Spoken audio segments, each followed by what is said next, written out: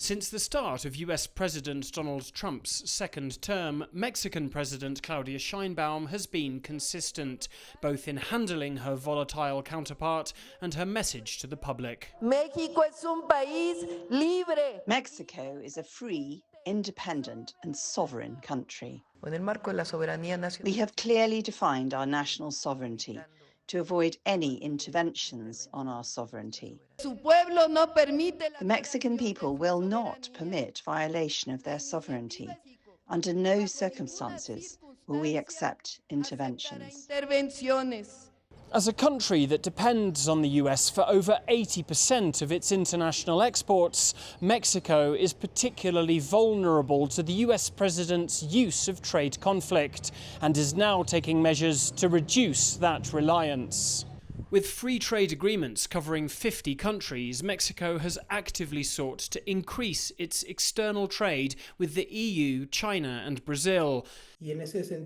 International trade analyst Oscar Leon is a consultant to Mexico's Federal Congress, advising lawmakers on how to achieve that.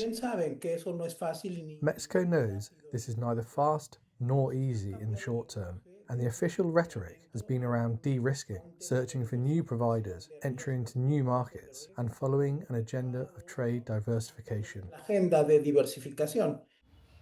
However, for supply chain and nearshoring expert Andres Diaz, Mexico's geographical position bordering the US remains its primary advantage.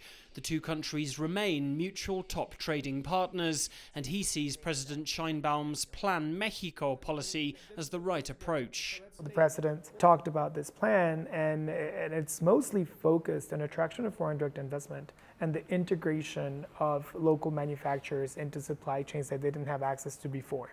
And that is the path towards economic growth and becoming one of the 10th largest economies in the world, which is the goal of the plan.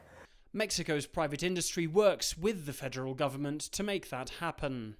Within the Ministry of Foreign Affairs, they have a department called Impulso Económico Global to promote trade and attract investment from other countries using the network of embassies and consulates around the world.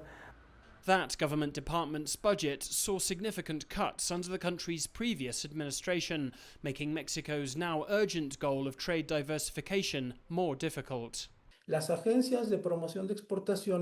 State export promotion agencies are very important for countries to implement trade diversification strategies. Producers and exporters can't go out to find markets on their own. They need that support, which is currently lacking in Mexico.